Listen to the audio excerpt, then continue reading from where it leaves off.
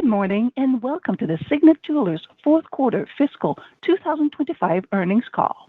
Please note that this event is being recorded. Joining us today on the call are Rob Ballew, Senior Vice President of Investor Relations, Casey Szymanczyk, Chief Executive Officer, Joan Hilson, Chief Operating and Financial Officer. At this time, I would like to turn the call over to Rob. Please go ahead. Good morning. Welcome to Signet Jewelers' fourth quarter fiscal 25 earnings conference call. During today's discussion, we will make certain forward-looking statements. Any statements that are not historical facts are subject to a number of risks and uncertainties. Actual results may differ materially. We urge you to read the risk factors, cautionary language, and other disclosures in our annual reports on Form 10-K, quarterly reports on Form 10-Q, and current reports on Form 8-K. Except as required by law, we undertake no obligation to revise or publicly update forward-looking statements in light of new information or future events. During the call, we will discuss certain non-GAAP financial measures. Further discussion of the non-GAAP financial measures, as well as reconciliation of the non-GAAP financial measures to the most directly comparable GAAP measures, investors should review the news release we posted on our website at ir.signetjewelers.com. With that, I'll turn the call over to JK. Thanks, Rob, and good morning, everyone. I'd first like to thank our Signet team. Your efforts positioned us well to deliver positive same-store sales over the last 3 months, including Valentine's Day. Thank you for all your hard work. Alongside my remarks, we've provided a summary presentation on our website to accompany what I'm covering today. Before we talk about the year ahead and my observations on the business, let's quickly recap the holidays and the actions we've taken since. Bridal and services were in line with our expectations over the holidays. However, key gifting price points underperformed in the 2 weeks before Christmas, leading to a softer fashion performance.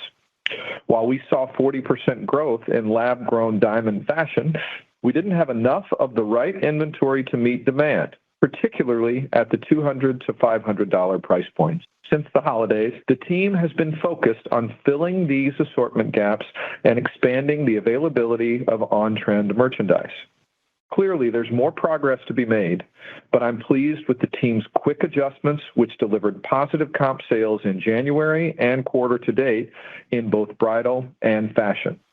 We will continue to make changes to our assortment this spring to drive improvement for the next 2 major gifting seasons, Mother's Day and the winter holidays, and we are tracking to deliver relevant products throughout the coming months. Now, looking to the future with an eye toward driving organic growth, I've immersed myself in the business over these last few months, working alongside Signet's leaders to understand our challenges and opportunities. We met with critical stakeholders, including strategic vendors, jewelry industry leaders, and customers. Now, more than ever, I have clear conviction in the upside for Signet and believe in the strong foundation to build on while fully leveraging the benefits of scale that have not been maximized under our current structure. Our overall Q4 performance and lack of growth over the past several quarters informed our new strategy to grow our business. This strategy, Grow Brand Love, is transformative and focuses on accelerating growth and builds on a strong core foundation to create shareholder value. It requires a relentless focus by our team to grow through style and product innovation, captivating experiences, and building brand loyalty while harnessing centralized core capabilities. In working with our senior team, we've developed 3 imperatives to drive shareholder value. First, we are moving to a brand mindset rather than banners. This is a critical distinction that I will explain in a moment. Second, we will be relentless in gaining share in the core business and growing in adjacent areas where we have a right to play. And finally, we are changing our operating model and real estate portfolio to accelerate our execution of the first 2 imperatives. Now, let me take you through them in detail. First, brands build loyalty with customers through emotional and engaging connections, while banners are transactional, literally a static nameplate on the door. Fortunately, our brand portfolio, especially our three largest brands, Kay, Zales, and Jared, all have high consumer awareness and a leading position in the industry. However, growth has been elusive in recent years, reflecting lower consideration. Building brand loyalty, we believe we can drive brand consideration with just a 5-point increase worth approximately $500 million in revenue. To this end, we are launching a full modernization of our go-to-market strategy. We're creating a clearer distinction between brands to attract new and loyal consumers that see themselves reflected in the DNA of each brand. To achieve this, our marketing, product, and experiences will invite consumers to follow the stories of our new design collections and collaborations across relevant media channels to drive emotional and everyday connection rather than primarily relying on promotion. Alongside our strategic vendors, we are building in-house design and trend capabilities that will leverage fashion as a differentiator by brand, all with increased speed to market. The first example of this is our Blue Nile by Jared collection. Was developed and released to market in less than half the normal time with a strategic vendor. This collection was one of the best new performers across the holiday. This puts style and innovation in the hands of our brand ambassadors, backed by industry voices, designers, and the creator community. Another example, we created a natural diamond collection called Unspoken at Jared last year. This collection comprised of 14-karat gold infinity-inspired designs that wrap around a brilliant center diamond, infusing style, storytelling, and innovation into a new and unique product. It was one of the stronger introductions over the holidays and gained traction into Valentine's Day. Finally, to round out our go-to-market strategy, we will create a captivating and more modern shopping experience for our customers. Our focus will be an experience reflecting each brand identity. This ranges from new store designs to product presentation, as well as e-commerce for storytelling of style introductions.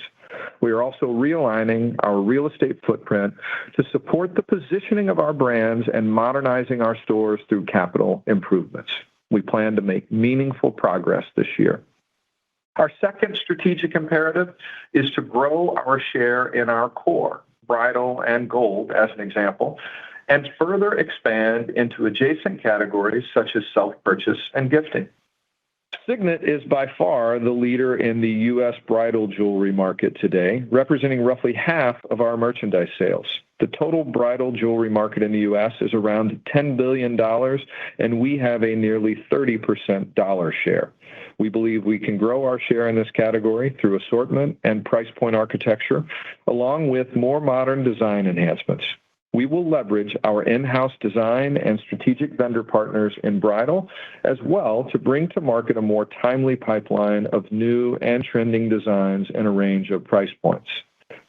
The U.S. fashion jewelry market is over $50 billion, of which we have a mid-single-digit share.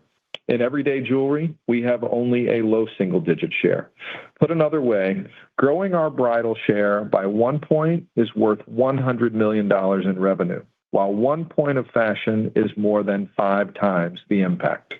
Given our high brand awareness and the significance of our scale, I believe we have the right to win here through both milestone gifting and self-purchase. We're opening our aperture to an opportunity to drive more everyday shopping, making us less reliant on key holidays, diamond pricing, and the bridal market. That said, everyday jewelry is also the fastest growing part of the industry, and we believe will continue to grow for the foreseeable future. Our third and final strategic imperative is to redesign our operating model to better support the execution of our strategy, Grow Brand Love.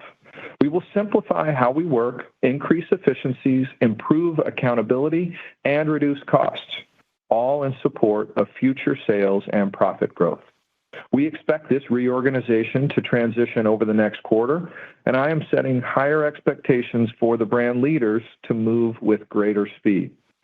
We're creating an executive leadership team predominantly with the brands, merchandising, marketing, and corporate functions reporting to me, and most of operational teams reporting to Joan, in addition to Blue Nile and James Allen in her role as Chief Operating and Financial Officer. We're also streamlining the organization to speed up decision-making and enable an action orientation for our new go-to-market strategies. Our new model includes reducing the number of our senior leadership team members by roughly 30%. Let me further explain this reorganization. First, we will simplify the structure underlying our brand portfolio and services. Organizationally, we will centralize the leadership and operation of Signet's brands into 4 distinct customer families. First, core milestone and romantic gifting jewelry, reflecting K and Peoples. Second, style and trend, composed of Zales and Banter. Third, inspired luxury, made up of Jared and Diamonds Direct. And fourth, digital pure play, including Blue Nile, James Allen, and Roxbox. Second, we will be centralizing a number of functions in order to maximize benefits of scale and optimize spend. This includes media buying, certain core basic merchandising and sourcing functions, services, and an integrated digital and IT function. In marketing, we've begun a search for a new chief marketing officer who will be tasked to deliver on the benefits at scale by allocating ad spend to the highest returns for the company, while working with the brands to develop creative content and storytelling. Within merchandising, we have many products that we consider core across most of our brands, including solitaires, pendants, stud earrings, and some gold merchandise. Centralizing the buying of this core product will realize sourcing savings and operational efficiencies while allowing the brands to focus on creative design, product assortment, and fashion innovation. This change will also simplify the processes for our strategic vendors. It will enable continued improvements in working capital, as we believe we will be able to rationalize the assortment and lower our inventory levels over time. In services, we'll centralize all repair capabilities under one leader to expand opportunities and accelerate growth in mail-in repair, business-to-business, and personalization. Next, we're going to maximize our technology investments by combining and aligning our digital and IT teams into an integrated function. Again, streamlining the organization to gain speed and improve efficiencies. Finally, we will be reorganizing our store operations team to a brand-specific structure to manage efficiencies and improve speed of decision-making and execution. This will also enable each brand to sharply identify and deliver more distinct experiences for their customers.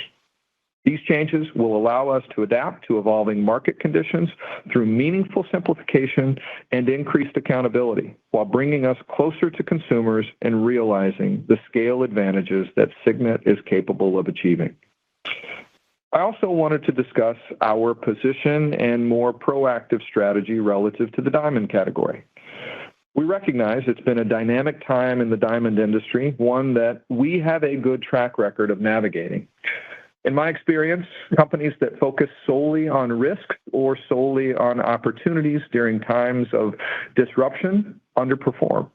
Companies that aggressively pursue opportunities while considering risk mitigation tactics, I believe, can thrive in dynamic times. To this end, we will work to protect the allure and value of natural stones in engagement rings while pursuing the significant opportunity lab diamonds provide to grow fashion, particularly within self-purchase and gifting. We're evaluating our brand architecture across our portfolio to be more intentional about diamond assortment mix. Additionally, Signet intends to collaborate with De Beers and other industry leaders on more effective marketing, enhanced traceability, and delivering more dynamic consumer education this year. Critically, fashion lab-grown diamonds carry a significant AUR premium within our assortment at attractive margins. As an example, LGD fashion sales are up 60% in our big three brands quarter to date, driving fashion AUR growth, margin expansion, and 5 points of penetration growth in the category to low double digits. We expect this trend to continue, bolstering AUR and margin while providing customers new styles and trends, encouraging our customers to trade up from gold jewelry, Melee natural diamonds, and cubic zirconium pieces.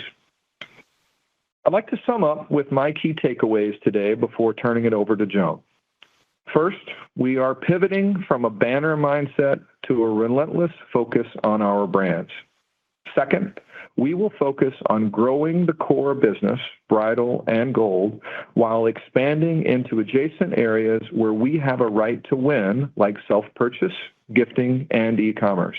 And third, we are realigning our organization to achieve our objectives, increase accountability, and realize economies of scale. We're excited to execute our Grow Brand Love plan as we reorganize the company to deliver on a framework that can support sustainable profit growth and shareholder value creation in the years ahead. We will have an outsized focus on our big three brands, Kay, Zales, and Jared, while evaluating the role and potential of the other brands in our portfolio. My intention is to keep a sharp eye on their contributions to shareholder value and position within our portfolio. I look forward to updating you as we execute against this strategy. Joan? Thanks, JK, and good morning, everyone. Revenue for the quarter was down 6% to last year, but finished ahead of our updated guidance. Same-store sales were down 1.1%. Recall that the larger gap between total sales and same-store sales reflects the cycling of the 53rd week in the prior year, representing about 4 points. Our stronger January performance reflects landed product at key price points and engagements that had their strongest month for the fiscal year. Merchandise AUR grew 7%, with bridal AUR up 2%, the best quarter performance in 2 years. Fashion AUR was up 8%, although this is higher than expected due to the underperformance of key gifting price points over the holiday season. Turning to gross margin, adjusted gross margin of $1 billion, or 42.6% of sales this quarter, was down 70 basis points to last year, reflecting modest merchandise margin expansion that was more than offset by fixed cost leverage, items related to year-end adjustments in our digital brands, and overhead allocations. Turning to SG&A, adjusted expense was down $32 million to $638 million for the quarter. At 27.1% of sales, SG&A rate was up 30 basis points, related to somewhat higher advertising, partially offset by store labor efficiency. Adjusted operating income was $356 million for the quarter, ahead of our updated expectations, but below the prior year. Adjusted EPS was $6.62, nearly in line with last year, as we benefited from a significantly lower diluted share count. Turning to the balance sheet and cash flow, inventory continues to be healthy, ending the year at $1.9 billion, or roughly flat to last year, while bringing in newer styles to support our first quarter. Capital expenditures for the year were $153 million, reflecting a lower number of new store openings and renovations as we work to ensure alignment with our new strategy. Both of these are reflected in our FY25 free cash flow of $438 million, or approximately 88% cash conversion of adjusted operating income. Our cash flow enabled us to reduce Signet's diluted share count nearly 20% last year by returning approximately $1 billion to shareholders, including the preferred share retirement. Further, we're raising our quarterly dividend by 10% to 32 cents per share, Signet's fourth consecutive annual increase. We ended the year with $1.7 billion in total liquidity. Before turning to guidance, I'd like to touch on some additional factors within our new strategy. Regarding sourcing, we are fully centralizing our sourcing practices to leverage the scale of our buying power and deep market expertise. The newly chartered Signet Diamond Sourcing Team will negotiate pricing across our portfolio and improve our agility as a large buyer in the marketplace for both loose diamonds and finished diamond jewelry. Further, we believe this will provide greater transparency of true demand in the market. This all-encompassing approach, combined with our integrated retail agreement as a De Beers site holder, makes us confident we can bring the highest quality, responsibly sourced diamonds at the most competitive pricing. Turning to real estate, our strategy is a four-pronged approach to optimize the fleet. First, we'll close negative contributing doors. While this is a small portion of our fleet, it's the lowest hanging fruit. There are 150 underperforming doors we are evaluating for potential improvement or ultimately closure over the next 2 years, leveraging our shorter lease terms primarily in mall locations. Second, we'll optimize sales transference following closures by shifting sales to remaining doors and to our e-commerce channel, allowing us to further leverage fixed costs. We believe that loyalty to brand and unique product assortment is a key factor to driving transference to new and repositioned locations as well as e-commerce. Third, nearly 200 doors in our fleet have healthy performance, but are in venues that we believe are in decline. Over the next 2 to 3 years, we expect to reposition many of these stores to off-mall locations. This will also allow us to create an experience in primarily Kay, Zales, and Jared that aligns to our Grow Brand Love strategy. Lastly, we'll continue to refresh our existing fleet, bringing more stores to brand standard. We expect to renovate approximately 200 stores this year. We've seen our reposition and renovation investments deliver a low to mid-single-digit lift in sales once normalized. Collectively, we believe these actions will deliver a roughly 1-point margin improvement in four-wall contribution and reduce our North American mall revenue penetration to under 30% over the next 3 years from mid-30s today. Now turning to guidance. Q1 to date reflects positive comps as we landed product in key price points in both gifting and bridal. We've also seen higher AUR and merchandise margin expansion resulting from balanced overall pricing architecture.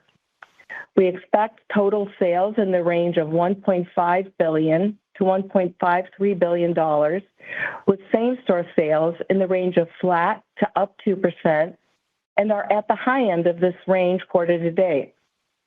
We expect adjusted operating income between $48 to $60 million in the quarter. For the year, we expect total sales between $6.53 to $6.8 billion, with same-store sales in the range of down 2.5% to up 1.5%. The sales range anticipates a measured consumer environment, providing for variability in consumer spending over the year. Our gross merchandise margin outlook includes moderate expansion for the year and does not assume any further improvement from recent performance.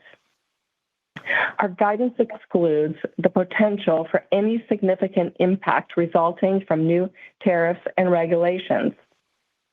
We have a team that actively manages tariffs, and we will work closely with vendors as needed.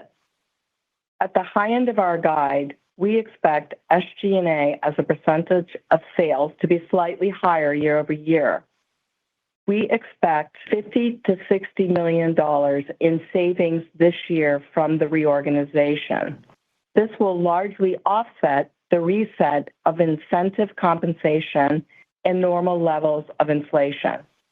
We expect the annualized impact of the reorganization to be at least $100 million, most of which will be in SG&A. We are still evaluating one-time costs related to this reorganization, and we expect the majority to be excluded from adjusted operating income. We expect adjusted operating income between $420 to $510 million. Our capital allocation priorities are organic growth, and return of excess cash to shareholders while maintaining a conservative balance sheet.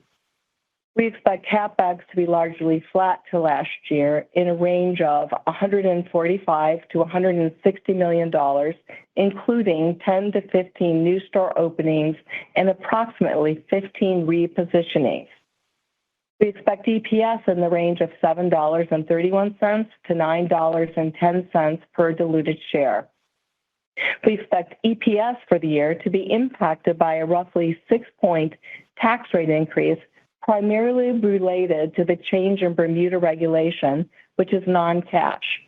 As such, we expect cash taxes to be below financially reported tax.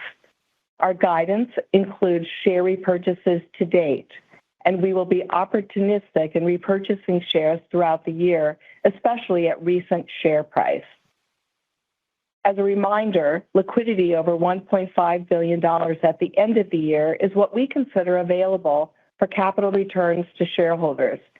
We will continue to show the same inventory discipline we've shown in the past as we infuse style and innovation into our product assortment. Before we turn to Q&A, I'd like to thank our Signet team for driving the trend shift we've seen in our business since holiday. I truly appreciate the commitment of our team to deliver experiences for our customers that drive customer loyalty and shareholder value. I'd like to turn the call over for questions. Thank you. Ladies and gentlemen, if you do have any questions at this time, please press star followed by 1 on your touch-tone phone. You will then hear a prompt that your hand has been raised. Should you wish to decline from the polling process, please press star followed by 2. And if you're using a speakerphone, you will need to lift the handset first before pressing any keys. Please go ahead and press star 1 now if you have any questions. First, we will hear from Ike Boruchow at Wells Fargo. Please go ahead. Good morning, everyone. Thank you for taking my question. This is Juliana on for Ike. First, maybe for JK, maybe a question on strategy. Given the relative size of the opportunities of each that you mentioned, how do you think of the current mix of bridal versus fashion? And could you see this shifting over the next few years? And then maybe for Joan, in this new guide, what are you baking in for holiday and 4Q coming this year, given what we've seen this past quarter? And how are you thinking of the comp cadence for the rest of the year? Thank you. Thanks, Juliana. Thanks for the question. I think the right way to think about it is not so much a penetration or mix question. It's how do we delineate the growth of both? As we said in the script, I think there is opportunity for us to grow share in bridal, and I think one of the key deliverables for us to do that is to have a sharper point of view around the role that natural plays and really reinvigorating the natural diamond penetration in that mix, also sharpening our assortment architecture and modernizing that assortment by brand. On the fashion side of the house, lab-grown diamonds plays a little bit more of a role there because it really does create growth opportunity at lower price points, which really do, I guess, create expansion opportunities for us from a category standpoint. It's not a mix shift, nor is it a trade. It is a new customer, and probably one thing that we could delineate a little bit better is it also opens the door for expanded digital commerce for us. That everyday purchase and the growth that's happening there, much of it's happening online. We're seeing that pull through in our mix, and so while our penetrations may change a little bit, it's because you're changing both the numerator and the denominator by tapping into that opportunity for growth. Thank you. Juliana, with respect to our guidance, as we mentioned, our quarter-to-date sales are, running positive. That said, as we look at the full year, our guide anticipates a measured consumer environment, providing for a variability in consumer spending. And with that, we, at the midpoint of our guide, same-store sales is slightly negative. And we haven't positioned it as a hockey stick, if you will, as we approach holiday. And so we've remained measured throughout the balance of the year in our view of same-store sales. Thank you so much. Thank you. Next question will be from Lorraine Hutchinson at Bank of America. Please go ahead. Thank you. Good morning. Just to follow up on the comp question, are there any headwinds that you anticipate? Is there anything in the quarter-to-date number that you think is one time on the same-store sales? It just seems like a pretty sharp deceleration for the rest of the year, particularly when you have some learnings to fix in the important fourth quarter. It seems like you have an opportunity there to do even better. So just any other context there would be helpful.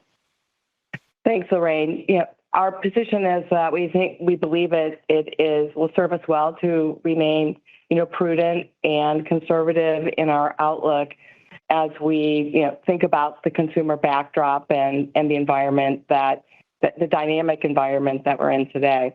The Q1 performance, to your point, we're pleased with that performance. We saw the teams bring in, land product post-holiday that filled in the assortment gaps for key gifting periods, and still more work to do. But with the quarter, running positive, we're seeing bridal recovery occur. So we are, really managing our business against, a continued, improvement in bridal as expected, but we're not, including that in any large way in our guidance. So good news on AUR, good news on bridal performance, good news on the fashion response, and we feel that we're positioned, properly as we look to the balance of the year. Thank you. And then the strategy that you laid out is focusing on natural diamonds for engagement and lab-grown for fashion. What is the customer saying to you about lab-grown in engagement? And is there risk that as prices for lab-grown fall, it could cause some longer-term challenges to the business? Thanks for the question. I actually might reframe the summary a bit. It's really about having the right roles by brand and the right assortment architecture in place by brand to recognize what the consumer is telling us, which is there is a place for both in their life. And we think the growth opportunities for lab are more well-positioned given price point and design capabilities for fashion, and also because of the dynamic you mentioned as it relates to what's the consumer viewpoint on value, et cetera.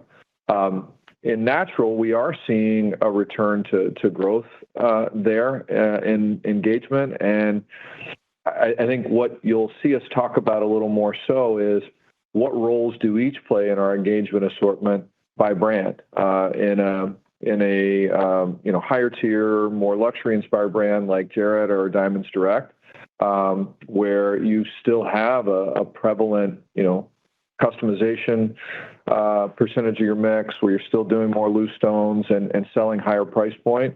Natural should be a stronger part of our assortment. When you're looking at a brand like Kay, which really speaks to a much broader cross-section of customers, there's a little more balance there between the role that lab-grown plays at maybe a lower price point for a more budget-conscious consumer, but you still see healthy growth in our natural diamond business. So I think part of what we tried to articulate is just a stronger point of view around how we want to serve customers, meet the demand on both sides, but also be good stewards of the category, and also take our responsibility of educating consumers really well. I still think there's a lot of miseducation or maybe confusion over what each is, and being able to make sure that we're connecting customers to what they're looking for, and that investment is something they feel confident about and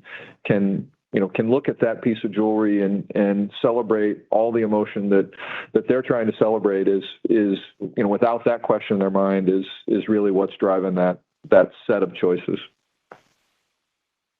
Thank you. Thank you. Next question will be from Paul Lejuez at Citi. Please go ahead. Hey, thanks, guys. Can you talk about what your expectations are for the engagement category overall at a market level this upcoming year that that are built into your guidance? And I'm also curious if you can talk about the promotional environment in both bridal and fashion and how that translates into what you assume for AURs in each of those categories this year. Thanks. Thanks, Paul. So as we think of the engagement category, our guidance, assumes a range of up low single digit to down low single digit. But as we think of AUR, we would expect it to be down low single digit to flat, just recognizing the thinking around the mix of the product, lab grown, carrying a nice average unit retail, and frankly the experience we've seen overall in natural as we reported what we've seen in January through first quarter to date. So feeling confident about our ability to manage the bridal AUR effectively. And then when we think about fashion, we are flattish in fashion on a unit basis, if you will, but the AUR is where we would expect to see some growth as we've been experiencing growth, maybe even a little higher than we had expected in January, but we would expect it to, based on the composition, including more lab-grown diamond into fashion product, we would expect to see AUR growth there. So within our guide for the year, we've given a range, down low single digit to up, but at the midpoint, as I mentioned, it's, slightly negative, and it's really pointing out some of the variability between those two categories, but, we believe based on what we've seen to date that we have the ability to manage, both. So,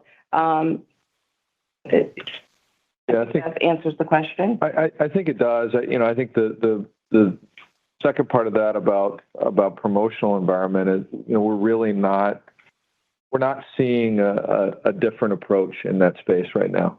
We do have some modest margin expansion built in. That is really more about execution on our end. It's not I think a reflection of a change in the promotional environment one way or the other. It's about tighter assortment architecture and really controlling what we can control, Paul. But we set in a category that is a measured and considered purchase, which means it's got a little bit different profile as it relates to consumer responsiveness. This isn't a category like maybe some other apparel, others that is quite as responsive to disposable income changes and therefore ramps up or ramps down promo cadence in response to the outside world quite on the same arc. I think we see some predictability there, feel like we've got the right plans to manage it, and feel like the choices that we're making around how we drive mix and assortment better position us to be able to deliver that. And as Joan said, we're also watching what's going on with consumer to make sure that we're responding accordingly. Yeah, got it. Thank you. And then just one follow-up, Joan, free cash flow target for the year, maybe you can tie that into how you plan to manage inventory. Thanks. So we haven't given a free cash flow target per se, Paul, for the year, but our inventory management continues to be a strength for us. As we reported, our year-end inventory was flat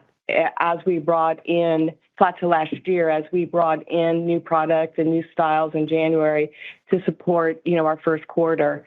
So the teams are focused on turning our inventory at least in line with last year, and believe that that will serve us well as we manage our cash flow go forward, which, as you are aware, is our single biggest lever outside of operating income within our cash flow. Great. Thank you, guys. Good luck. Yeah, thanks. Next question will be from Dana Telsey at Telsey Group. Please go ahead. Hi, good morning, everyone, and nice to see the progress.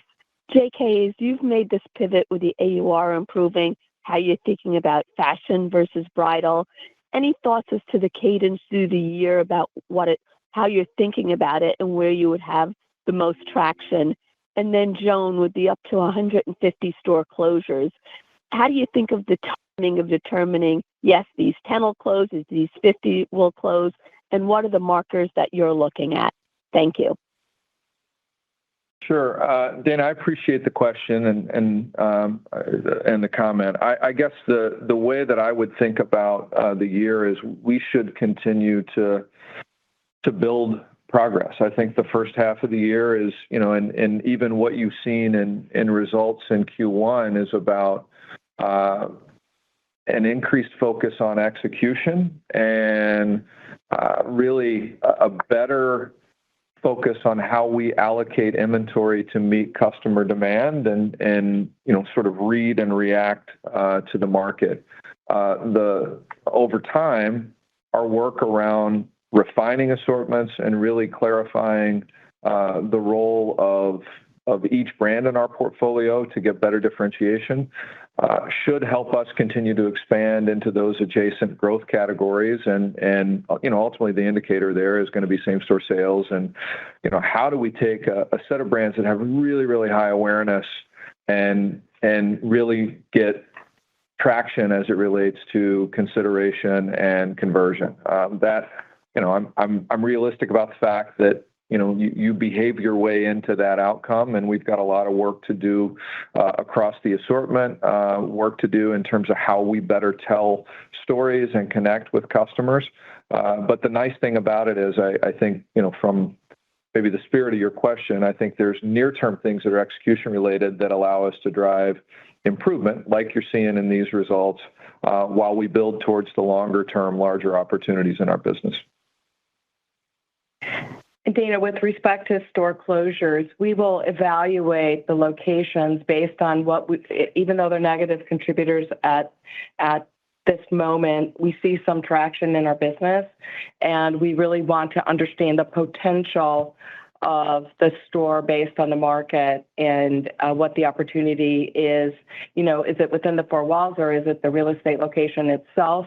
And we're really leaning in with the stores teams to understand what they believe the opportunity can be for us. So our marker will be, top line performance, our ability to, drive that four-wall contribution, and then evaluate, where we think, is there a better location within the market for us for that store or elsewhere, or does it shift to our e-commerce channel as an example? I think it's important to note, Dana, that as we will also evaluate, sales transference as an opportunity to drive profitability.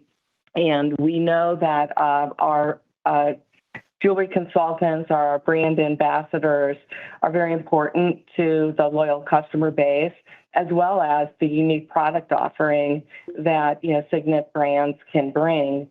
So we'll put that in the context of a strategy as well to really evaluate the upside potential for all of our locations. And then with respect to the repositions, we have very strong performing stores, and we want to anticipate, properly what the potential decline of those malls might be, and we want to be ahead of any downturn potential in sales given a mall performance overall.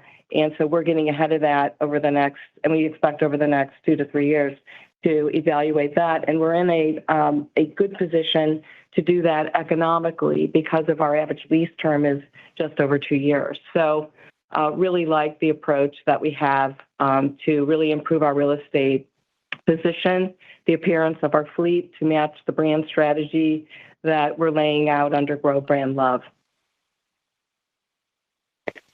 Thank you.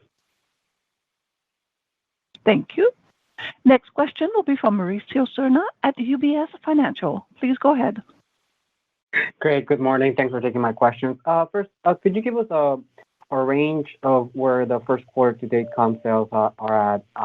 And also would be very interested in getting more details on how was the performance over Valentine's and kind of like the cadence after that.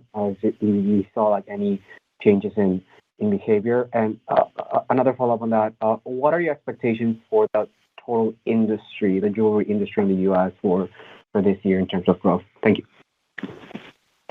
Well, I'll take the first two. So for the quarter, we're pleased with the performance on a comp sales basis, and we're quarter to date, we're at near the high end of our guidance range. So pleased with that. We saw a nice holiday as well. The new product landed in time for the holiday build, and we were able to fortify key price points for gifting and in bridal. And so we've seen improved levels related to both those factors. And I'd say throughout the quarter, it's quarter to date, that's what we're seeing is towards the high end of our guide. So feel pleased with where we're positioned currently.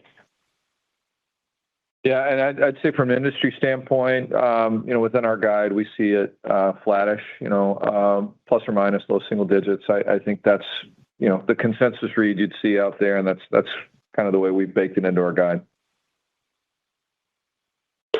Great. And just another follow-up on gross margin, like how should we think about that for the year? I think you alluded some modest merchandise margin expansion, but on a gross margin basis, how should we think about that? And any details on like the cadence of what could that look like for the year? Thank you.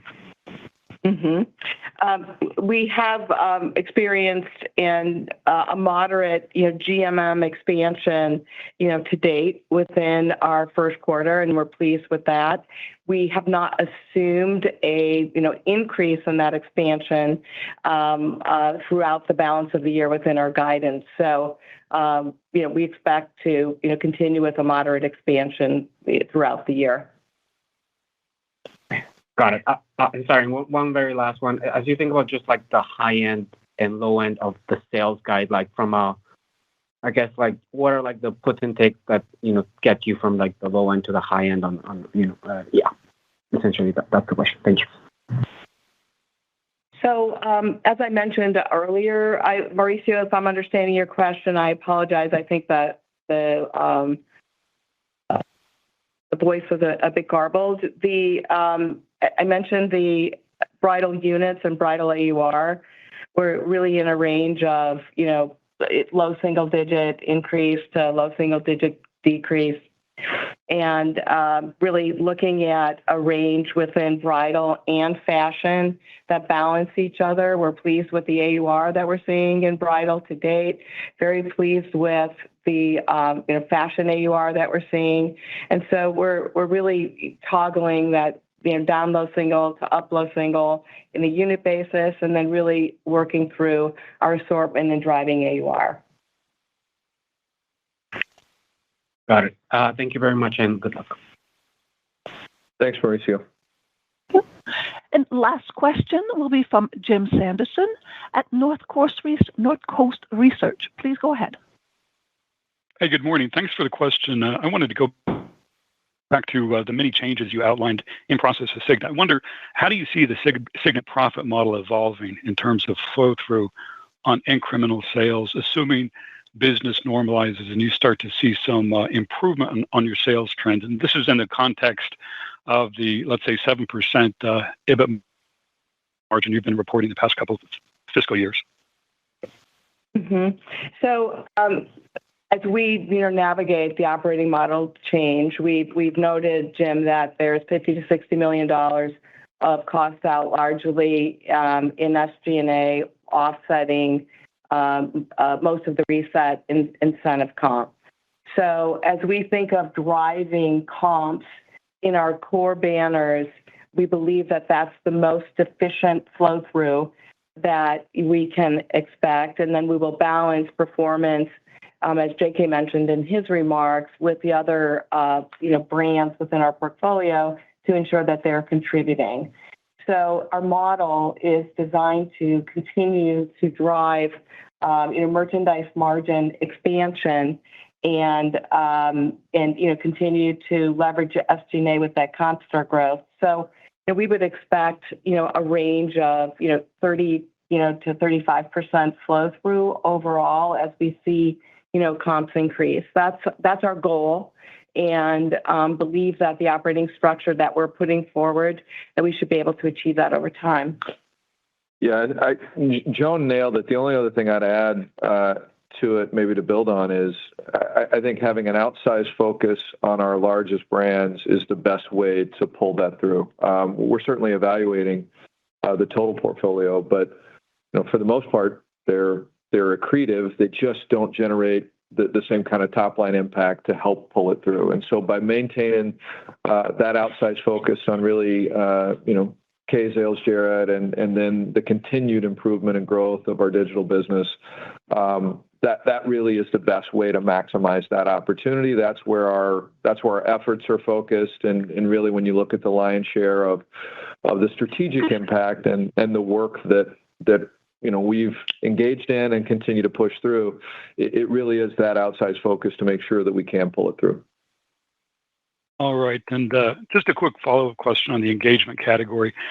Your range, I think, of low single-digit negative to positive, is that a reflection of you thinking you need to capture market share in order to achieve growth in the category, or is the backdrop that the industry trend is flattish to declining? Just kind of how that range reflects what's going on with consumer demand.